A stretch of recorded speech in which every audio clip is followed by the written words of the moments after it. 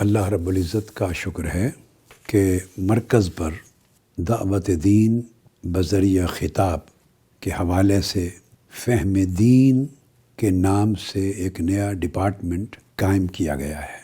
یہ جان کر مجھے خوشی ہوئی ہے کہ تحریک منہاج القرآن کے پورے عرصہ حیات میں پہلی بار ہزارہا عہدیداروں کو اور ذمہ داروں کو واٹس ایپ گروپس کی صورت میں اکٹھا کیا گیا ہے۔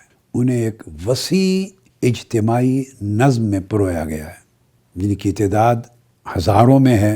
الحمدللہ تعالی یہ مشن کی تاریخ میں فروغ دعوت کے سلسلے میں بہت بڑی اہم کامیابی اور اہم اقدام ہے۔ انفراسٹرکچر قائم کرنے کے حوالے سے بڑی محنت کی گئی ہے، مگر اصل کام اس پورے پروسیس کو یوٹیلائز کر کے لوگوں تک، رفقا تک، کارکنان تک، وابستگان تک، عوام تک، بلکہ خواص و عوام تک، پاکستانی قوم تک خطابات کو جو یوزر اینڈ ہے ان تک پہنچانا ہے اور انہیں سنوانا ہے اور اس نیٹ ورک میں شامل کرنا ہے۔ کسی بھی مشن، تحریک اور جد و جہد میں اساسی حیثیت، سب سے زیادہ بنیادی اور فنڈامنٹل پوزیشن دعوت کو ہوتی ہے۔ دعوت ہی سے ہر تگ و دو، جد و جہد کا آغاز ہوتا ہے۔ دعوت سے ایک فکر پیدا ہوتا ہے۔ جب آپ دعوت دین کا پروجیکٹ شروع کرتے ہیں یا شروع کر رکھا ہے تو دعوت دین کا مطلب یہ ہے، اعوذ باللہ من الشیطان الرجیم، ادعو الی سبیل ربک، آپ اللہ کی راہ کی طرف بلا رہے ہیں۔ یہ دعوت، جب دعوت دین کے اس پروجیکٹ کی صورت میں آپ اللہ کی راہ کی طرف بلاتے ہیں تو اس کے اندر ایک انڈرسٹوڈ ہے معنی کہ آپ لوگوں کو شیطان کی راہ سے روکنے کی کوشش کرتے ہیں۔ جو آدمی اللہ کی راہ کی طرف چلتا ہے اسے شیطان کی راہ پر چلنے سے رکنا پڑتا ہے، وہ رک جاتا ہے۔ اس راہ سے رکنے کے لیے اس کے اندر ایک عزم، ایک ارادہ، ایک قوت اس کے فکر میں پیدا ہوتی ہے۔ تو اللہ کی راہ کی طرف دعوت دین کی شکل میں چلنے کا مطلب یہ ہے کہ آپ حق کی طرف لوگوں کو بلا رہے ہیں، اور حق کی طرف بلانے کا معنی یہ ہے کہ باطل کی طرف جانے سے روک رہے ہیں، حکمت کے ساتھ روک رہے ہیں، خوبصورت دعوت کی شکل میں۔ آپ عدل کی طرف بلا رہے ہیں، اس کا مطلب ہے ظلم سے روک رہے ہیں۔ آپ بھلائی اور نیکی کی طرف بلا رہے ہیں، اس کا مطلب یہ ہے کہ برائی اور بدی سے روک رہے ہیں۔ تو دعوت دین ایک بڑا جامع کنسپٹ ہے۔ اس سے اپنے آپ کو بدلنے کی بھی خواہش پیدا ہوگی، اپنے آپ کو سنوارنے کی آرزو پیدا ہوگی، لوگوں کو بدلنے، سوسائٹی کو بدلنے، اعزاء اقارب کو بدلنے، دوستوں کو بدلنے، اپنے حلقہ احباب کو بدلنے، حتیٰ کہ پوری سوسائٹی اور پورے معاشرے کو بدلنے کی کاوش ہوتی ہے۔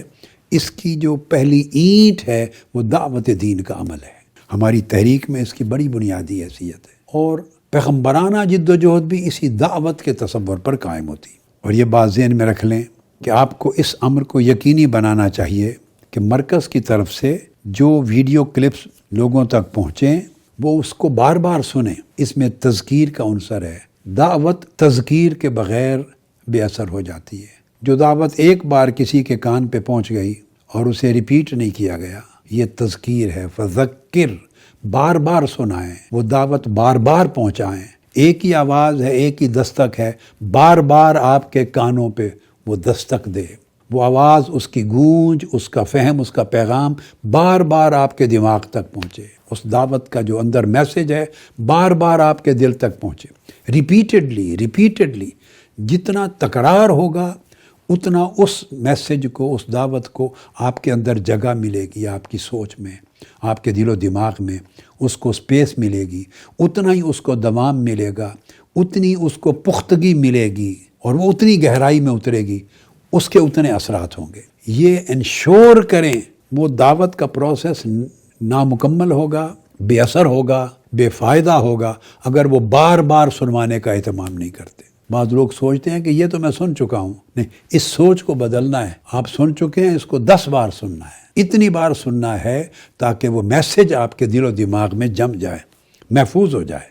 اس ضمن میں اگر کوئی سوالات آئیں، تجاویز ہوں تو پروپوزلز بھی انہیں جمع کرنے اور مرکز کے فہم دین پروجیکٹ کے ذمہ داروں تک پہنچانے کا ایک میکانزم ہونا چاہیے، اہتمام ہونا چاہیے۔ جو سوالات اٹھیں مناسب وقت پر فوری طور پہ ان کو ایڈریس کریں، جو اچھی تجاویز ہوں ان پر عمل درآمد کریں، تاکہ آپ کی جو اپروچ ہے اس میں وسعت پیدا ہوتی جائے اور لوگوں کے ساتھ کنیکٹیویٹی رہے۔ اس طرح دعوت زمانے اور واقعات کے ساتھ ریلیونٹ رہتی ہے۔ اللہ رب العزت بار دیگر میں دعا کرتا ہوں کہ آپ کو کامیابی دے، اور میں مبارکباد دیتا ہوں۔ اللہ پاک ہمیشہ آپ کی مساعی کو قبول فرمائے اور آپ کی توفیقات میں اضافہ فرمائے۔